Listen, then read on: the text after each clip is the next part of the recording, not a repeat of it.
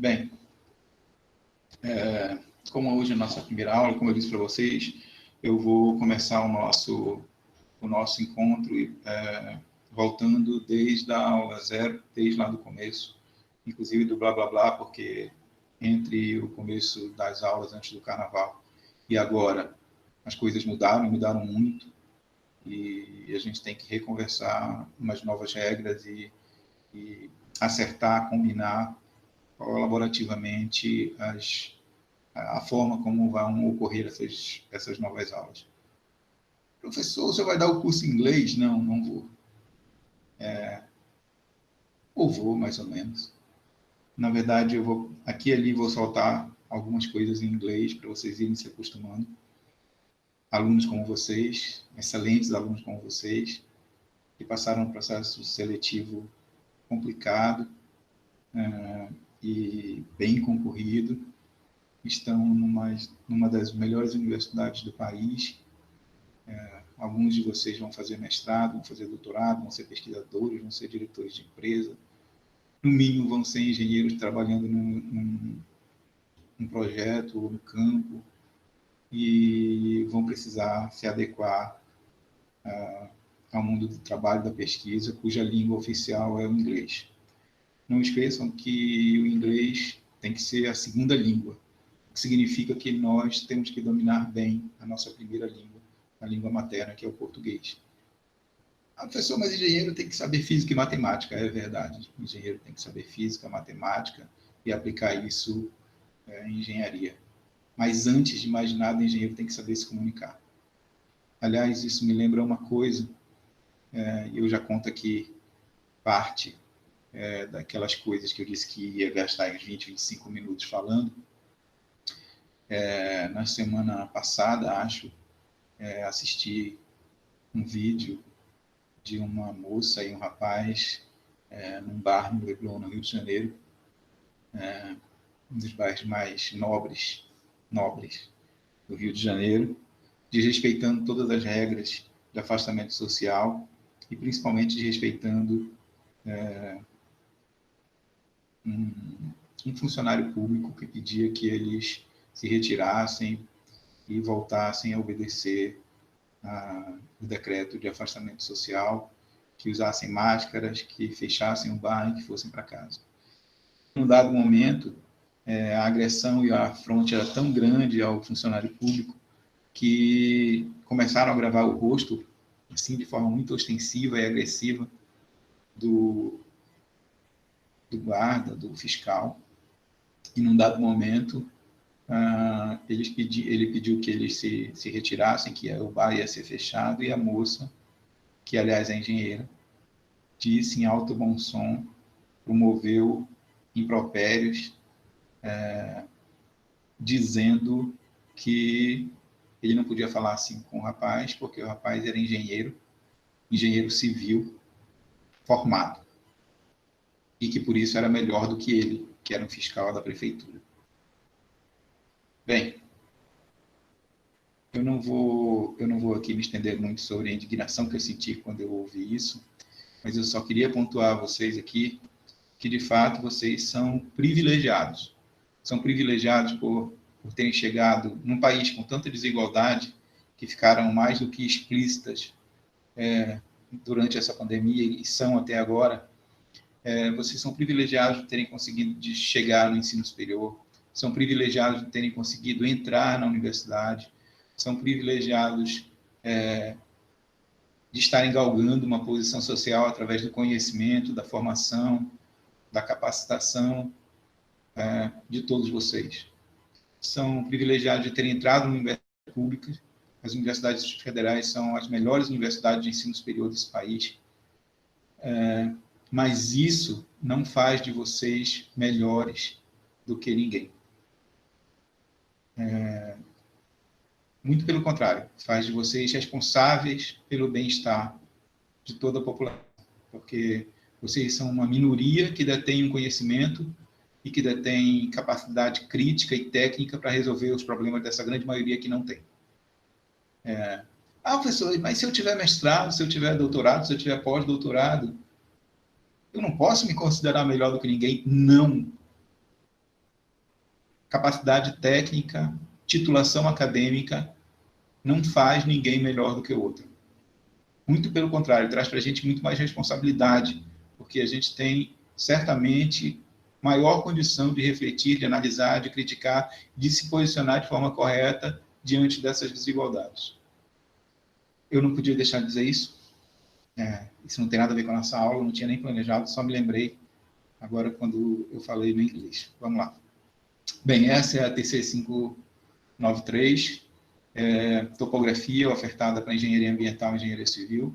Existe outra topografia, outra disciplina que também chama topografia, mas é com outro código, a TC 0558, que é ofertada para os cursos de arquitetura e urbanismo, geografia, geologia e outros cursos da universidade, e que tem uma ementa e um conteúdo diferente dessa, inclusive um outro professor.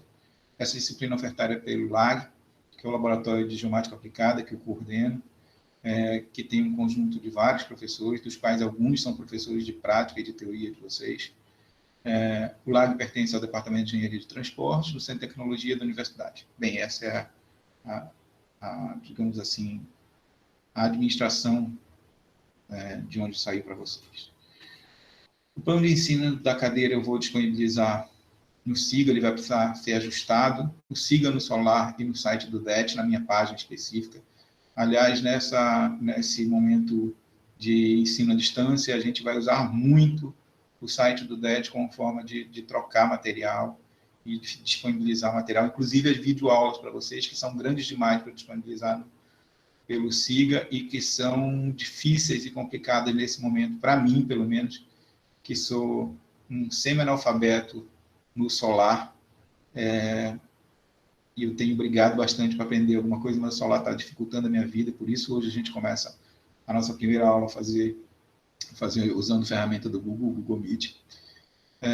Nela vocês têm o nome e o código da cadeira, as turmas que estão, para as quais são oferecidas essa disciplina, o nome dos professores de teoria e de prática, no caso eu sou professor da turma 1 e 12, a Arielle é professora da turma 3 e 4, das turmas 3 e 4, e os professores de prática das turmas 1 e 2 estão aí. No plano de ensino vai aparecer objetivo, justificativa, metodologia, forma de avaliação, a ementa, o programa, as referências bibliográficas e o calendário de aulas, que precisa ser atualizado, repito. Aqui do lado em azul a gente tem os contatos dos professores, que tem turmas, né, da turma 1 e turma 2, no caso eu, Valdemiro, Anad e Arielle, a página pessoal de cada um dentro do site, e é essa página aqui, só um minuto que eu vou ver aqui, ponteiro. Pronto. E é nessa página, nesse site aqui do DET, que vocês vão encontrar as videoaulas gravadas e as notas de aula,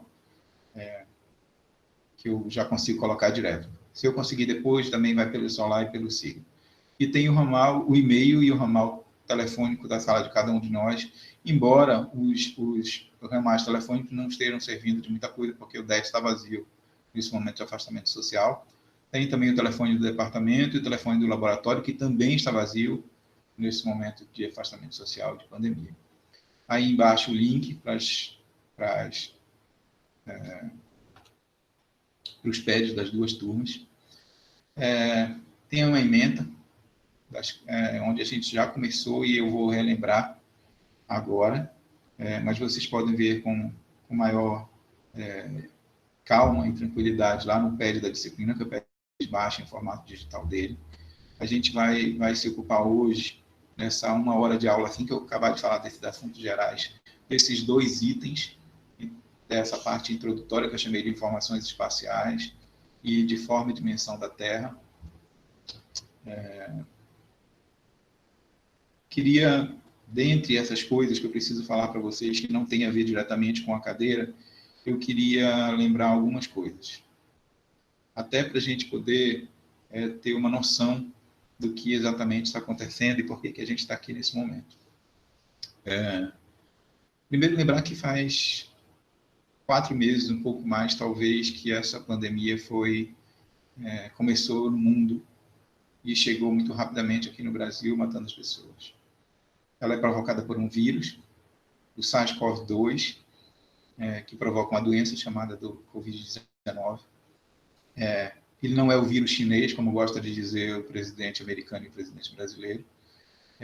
Ele é um vírus que já existia muito antes da China e da humanidade existir, que atacou inicialmente, que deflagrou a pandemia na China, mas não nasceu lá. É um coronavírus. O coronavírus faz parte de uma grande comunidade de vírus que tem formato de coroa. Vocês podem ver aqui embaixo o SARS-CoV, o MERS-CoV e o SARS-CoV-2. Me ocorreu agora de eu lembrar vocês que eu sou paraense.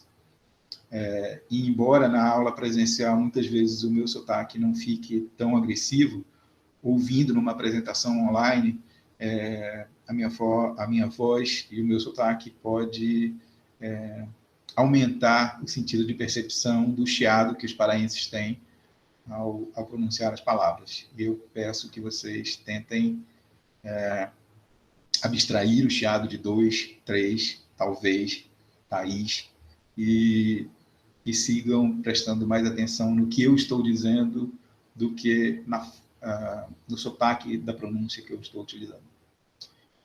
Voltando aqui ao nosso assunto, desses muitos coronavírus, 7 podem infectar seres humanos, e desses, 3 podem provocar, até agora, infecções respiratórias muito graves a graves. E são esses 3 bonitinhos que estão aí. Um que surgiu em 2002, o SARS-CoV, e matou pouca gente, mas se mostrou bastante perigoso, mas com uma baixa capacidade de disseminação. O MERS-CoV, também chamado de gripe do Oriente Médio, que surgiu na Arábia Saudita e na Jordânia em 2012, que também é um coronavírus, esse bonitinho de laranja aqui. E, finalmente, aí, o SARS-CoV-2, que é também um vírus da família do coronavírus. Notem que o MERS-CoV, quando muito, matou cerca de 790 pessoas em 2012. E temos aí o nosso Covid-19, SARS-CoV-2, que startou uma pandemia global a partir da China, no final de 2019, ou não tão no final, não se sabe ainda exatamente quando ela começou. E aqui a gente tem um gráfico, onde em amarelo vocês vão ver as pessoas oficialmente infectadas até domingo passado, as que morreram em vermelho, e as que foram infectadas no Brasil, no Ceará, no Brasil e no mundo, até o final da semana passada. E aí, se a gente pode, esses números a gente já se habituou e já banalizou, porque eles estão o tempo todo no noticiário, mas aí eu fiz uma coluna 3 aqui só para dar uma ideia do que realmente está acontecendo. Imaginem que um avião A320 carrega cerca de 174 passageiros mais a tripulação. Esses números são como se no Ceará, por exemplo, a gente tivesse um número de infectados, isso até a semana passada, número de mortos de 7.173, é como se tivessem caído e morrido todas as pessoas de 42 aviões A320. No Brasil, é como se já tivessem caído 454 aviões. E no mundo, é como se já tivessem ocorrido 3.468 acidentes aéreos, com vítimas fatais, totalmente fatais, sem sobreviventes, em todas as quedas. Então, são números gigantescos que muito se separam dos 2 vírus anteriores e que dão para a gente uma real dimensão do que está acontecendo agora. E eu estou colocando esses números e traduzindo de forma muito, muito clara, não para assustar ninguém, não preciso fazer isso, os números já assustam todo mundo, mas para que vocês tenham cuidado consigo, tenham cuidado com os familiares, tenham cuidado com as pessoas que vocês amam e tenham cuidado até com as pessoas que vocês nem conhecem, usando máscara, passando álcool gel, lavando as mãos, respeitando todas as medidas de afastamento social.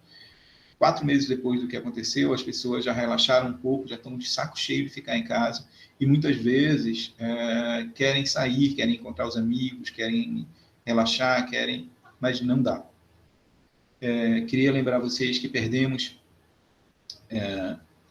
na terceira semana de maio desse ano o professor Sérgio Benevides, do nosso departamento, que aparece aqui com uma foto. O professor Sérgio Benevides tinha mais de 70 anos, era um professor aposentado do nosso departamento, que voltou ao departamento de forma voluntária e continuava com sala e gabinete no DET, dando aula normalmente, tinha 2 turmas em 2020.1, ensinava projeto e construção da infraestrutura viária, projeto de estradas, e ensinava também gerência de pavimentos. E, infelizmente, depois de mais de um mês sofrendo na UTI de 2 hospitais diferentes, perdeu a luta para o Covid e perdemos o professor Sérgio Benevides. E eu estou pontuando o professor Sérgio, não para dizer que ele é mais importante do que alguém, muito pelo contrário, mas para lembrar que todos nós perdemos ou perderemos alguém nessa pandemia se a gente continuar com esse nível de contágio e com esse nível de desrespeito às medidas sanitárias divulgadas pelas autoridades sanitárias. Já ia dizer pelo governo, como se o governo federal divulgasse alguma coisa, alguma medida sanitária importante, pelo contrário. Mas tenham cuidado. Antes da gente começar a falar sobre topografia mesmo, e já estamos aí há cerca de 10 minutos falando, eu queria lembrar vocês do que é essa coisinha que a gente chama de vírus. Primeiro, lembrar para vocês que, se a gente não acreditar na ciência, todos nós temos liberdade para acreditar no que quisermos. Essa é uma coisa. Mas engenheiros, de um modo geral, têm uma propensão a acreditar na ciência. Engenheiros e engenheiras, obviamente. Por quê? Porque a engenharia é uma ciência aplicada que usa como ferramentas básicas a matemática, a física, a estatística, a computação, para resolver problemas, desenvolver soluções de problemas que a gente chama de engenharia. Bem, por trás de tudo isso está a ciência, está o método científico que salvou a humanidade aí do obscurantismo da Idade Média e das crenças sem nenhum sentido, onde tudo era mágica, tudo era milagre, e a gente passou a tentar compreender os fenômenos naturais a partir de um método científico muito específico, que pode ter diversas formas de aplicação, mas ele tem um mesmo padrão.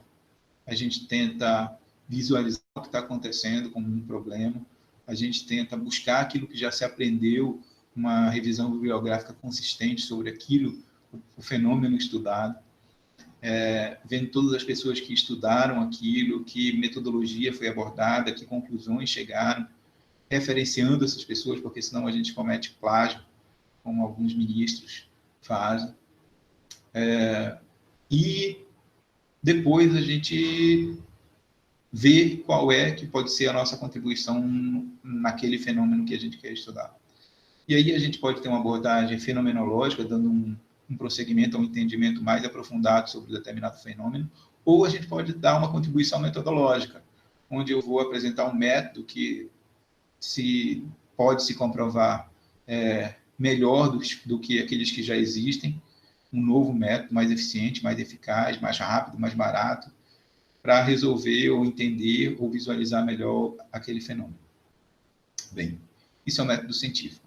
Embora autoridades importantes da política do nosso país e do mundo não acreditem em ciência. Mas a ciência, voltando aqui ao assunto do nosso, a ciência diz que a Terra, por conta dos estudos geológicos e datações, tem cerca de 4,5 bilhões de anos. O Homo sapiens, nós, seres humanos, estamos aí nesse formato que estamos agora, cerca de 200 mil anos. Embora haja uma certa controvérsia, que eu não quero entrar nela aqui, de fósseis de possíveis Homo sapiens de 300 mil anos que foram encontrados no Marrocos, eles não são exatamente como nós somos agora. Porque é importante entender que, durante o processo evolutivo, os seres vão se modificando. Não existe um momento, um instante absoluto no qual eu era assim e amanhã eu vou ser assado. Não. Essas espécies vão se modificando, ganhando características diferentes no decorrer da história evolutiva. Obviamente, encontrar um fóssil é algo muito complicado, porque a própria fossilização é complicada. Ela depende de vários fatores, entre eles os ambientais e o tipo de tecidos da criatura que vai ser fossilizada, mas o registro fóssil é muito deficiente, mas ele existe.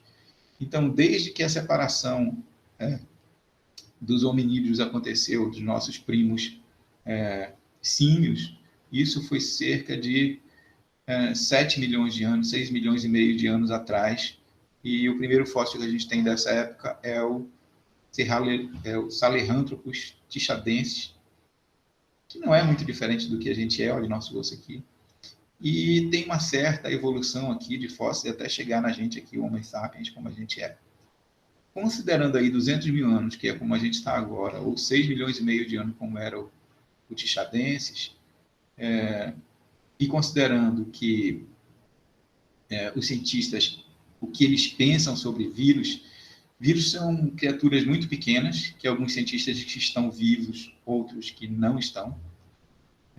Eu tenho a minha opinião pessoal, mas a ciência diz que vírus são seres muito simples, talvez os menores seres que existem, que são formados basicamente de uma cápsula proteica que envolve parte de um material genético. Parte. RNA. E que não tem capacidade de respirar nem de se alimentar, e muito menos de se reproduzir sozinhos. Eles precisam, para se reproduzir e perpetuar a espécie, de um hospedeiro, que no caso pode ser um hospedeiro animal, e dentre esses animais, o ser humano, o Homo sapiens, é um desses animais. Existem várias hipóteses para o surgimento dos vírus, e dentre essas hipóteses que foram inventadas por vários cientistas, disse que existe uma, que é a primeira hipótese, que diz que os vírus surgiram antes da vida como a gente conhece na Terra. E que eles já estavam aí há muito tempo. E que, muito provavelmente, um vírus pode ter evoluído para se tornar a vida celular como a gente conhece agora. Essa hipótese é de 2005 e ela diz que os vírus existem há muito tempo, através de situações de autorreplicação. Na Terra, existem registros de vida, certamente, vida muito pequena, vida bacteriana, vida unicelular, de vida há cerca de 3,5 bilhões de anos. Ou seja, 1 bilhão de anos depois da formação da Terra, mais ou menos, a vida teria surgido na Terra. Se os vírus já existiam então, e podem ter existido até antes da vida celular, como a gente conhece na Terra, comparem o tempo de vida de existência de dos vírus, para um ser humano. Então, isso traz para a gente algumas constatações. A primeira delas é que o vírus não nasceu para ser nosso inimigo. Primeiro que ele já existia muito antes da gente.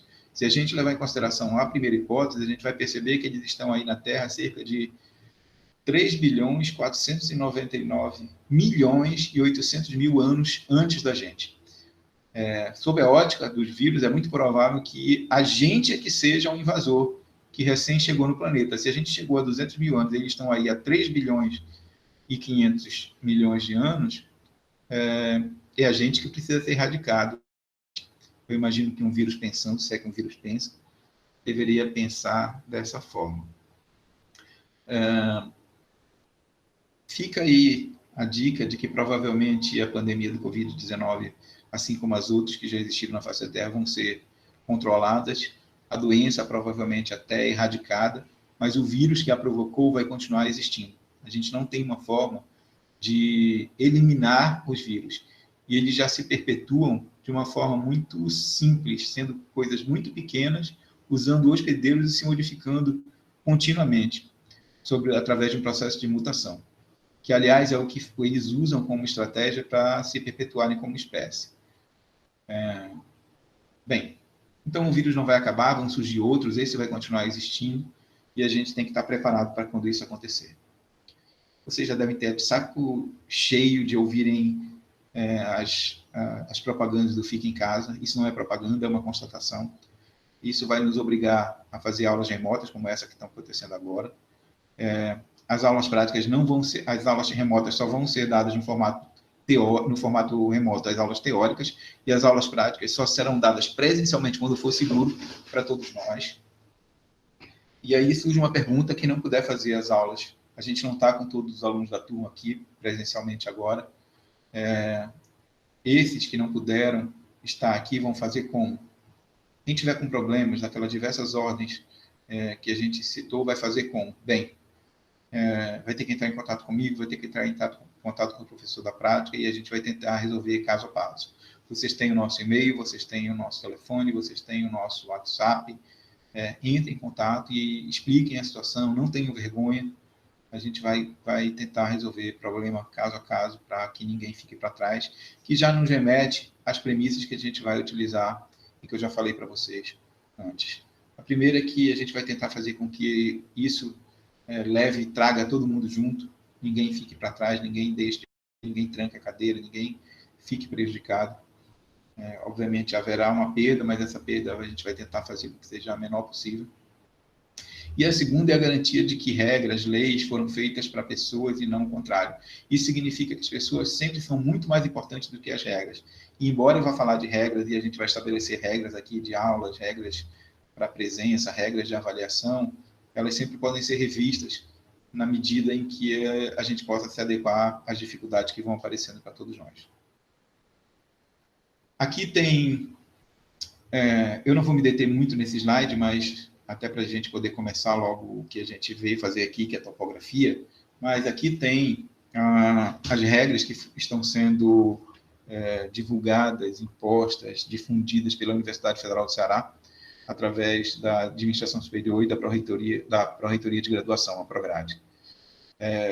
Bem, a UFC, ela diz muita coisa através do que ela chama de PPE, Proposta Pedagógica Emergencial, mas basicamente o que essa proposta faz é definir prazos e formatos para a realização de atividades de ensino. E, fundamentalmente, me parece que essa proposta pedagógica emergencial, a mim, pelo menos, ela visa unicamente dizer assim, a gente tem que terminar o semestre, como é que nós vamos fazer? Mas que esse é o objetivo da proposta pedagógica emergencial. E aí ela apresenta 3 situações, a situação 1, 2 e 3, onde eu acho que a gente se encaixa na situação 3, que somos turmas que não iniciaram atividades remotas. Então, a gente paralisou as atividades assim que a pandemia começou, e aí o isolamento social se manteve nesses últimos 4 meses e a gente não iniciou atividades remotas, iniciando a partir de hoje, nessa semana de 20 de julho.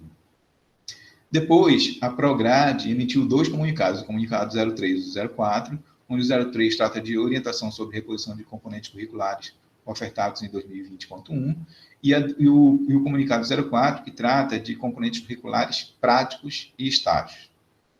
No comunicado 03, acho que, sobre o plano de reposição de aulas, a gente se encaixa no caso 2, que é: se sua disciplina ou módulo possui um respectivo cadastro no SIGO, com aulas teóricas, práticas e outras, e haverá reposição não presencial apenas para as aulas teóricas. Essa foi a decisão do grupo de professores do DET, de que apenas as aulas teóricas seriam ofertadas remotamente, e existe uma necessidade fundamental de que as aulas práticas sejam dadas presencialmente, motivo que nos faz ofertá-lo só quando for seguro para todos nós.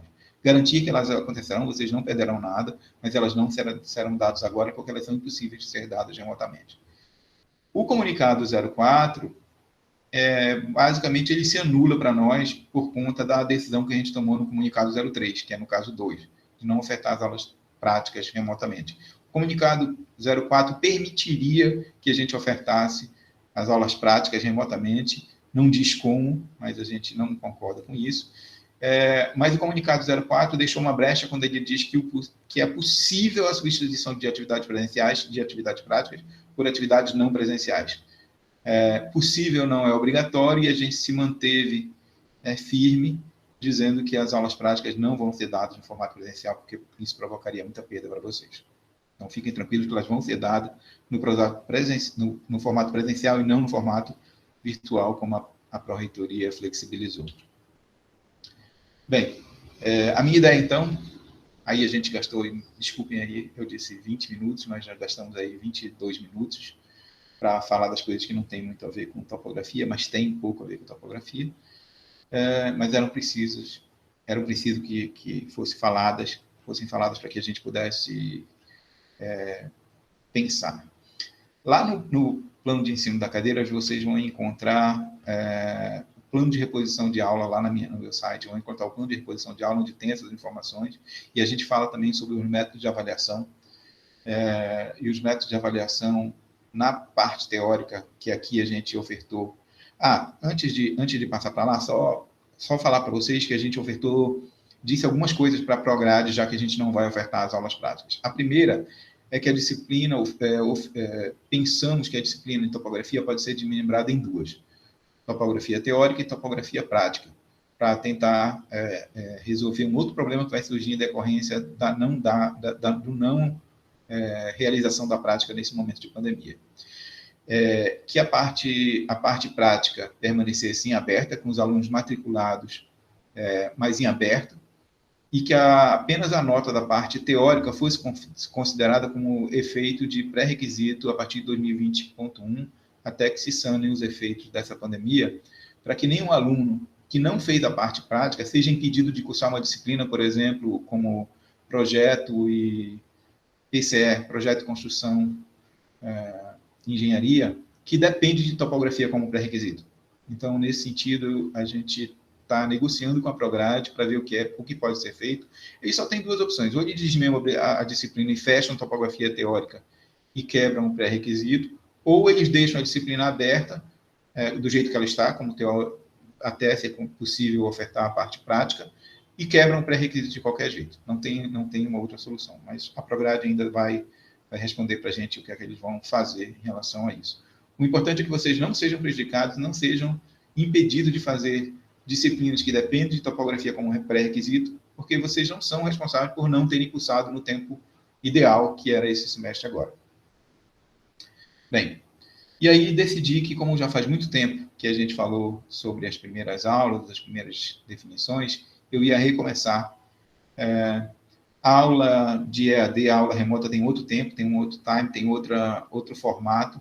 Eu resolvi fazer novas aulas e vou disponibilizar para vocês aulas novas sobre assuntos, mesmo aqueles que a gente já viu, e semanalmente eu vou apresentar para vocês aulas novas, mais enxutas, e a gente vai fazer ao final de cada aula, a exposição deve durar entre 45 minutos e 1 hora, e ao final da aula a gente vai ficar disponível para debater, para discutir, para conversar, para trocar ideias sobre o conteúdo, e eu vou propor para vocês também que vocês realizem atividades práticas, atividades não presenciais, ou seja, vocês vão ter exercícios, vão ter problemas para resolver, vão ter atividades para fazer, e vão organizar isso. Eu vou dar um prazo, obviamente, para vocês, e vocês vão organizar isso no que a gente chama de portfólio.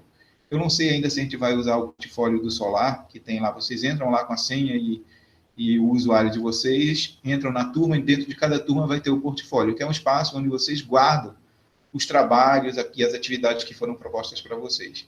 Como eu estou tendo uma certa dificuldade de me entender com esse planejamento do Solar, eu espero que isso seja resolvido logo, mas se isso não se resolver, a gente vai guardar as atividades de vocês dentro de uma pasta para cada aluno, dentro do Google Drive. Então, eu vou criar uma pasta para a nossa turma dentro do Google Drive, vou colocar uma subpasta para cada aluno, e cada aluno vai colocar lá as suas atividades, e eu vou fazer as correções das suas atividades que foram propostas desse jeito. Ainda está em aberto como é que vai ser, mas vai ser desse jeito. A nota da parte teórica, ela vai ser 60% resultado dessas atividades que vão ser dadas em cada aula, e 40% de uma avaliação escrita que vai ser feita também online. Um determinado dia a ser marcado, quando a gente for acabando os conteúdos, eu vou passar uma avaliação, envio para vocês, e vocês vão ter 2, 3 horas, 6 horas para me devolver essa avaliação feita, obviamente em casa, com consulta, para que a gente consiga avaliar. Então, a parte de avaliação vai ser foi pensada desse jeito. Então, espero que dê certo.